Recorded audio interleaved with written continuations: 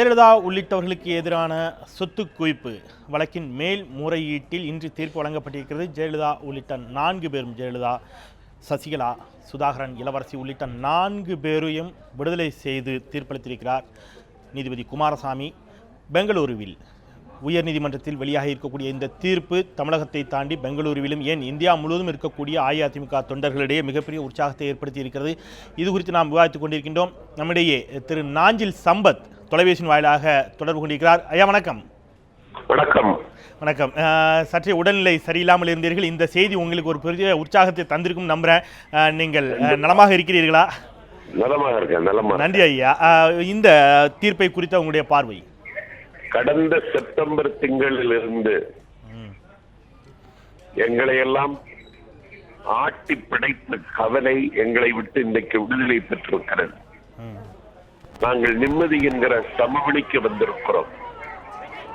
அம்மாவிற்கு இப்படிப்பட்ட ஒரு நிலைமை ஏற்பட்டதன் மூலம் தமிழகத்தை கபலீகரம் செய்துவிடலாம் என்று பகைவர்கள் போட்ட கணக்கு தவிடுபடியாகிவிட்டது.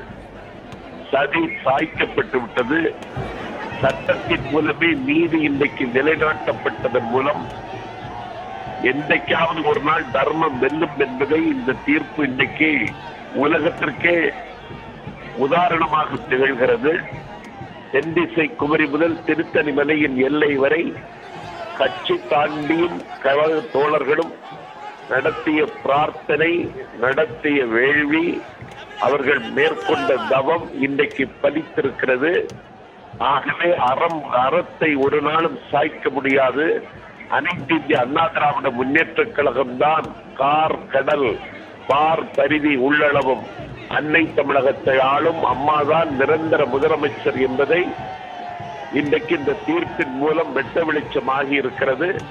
சதி சாய்க்கப்பட்டிருக்கிறது.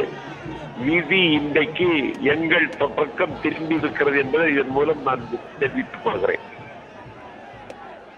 உங்களுடைய குரலில் இந்த செய்திகளை மீண்டும் கேட்கக்கூடிய ஒரு சூழல் ஏற்பட்டது. உங்களுடைய குரலை கேட்டதே, உங்களுடைய உடல்நல குறைவுக்கு பிறகு உங்களுடைய குரலை கேட்டதே உள்ளபடியே மிக்க மகிழ்ச்சி தான். நன்றி எங்களோடு இணைந்தமைக்கு.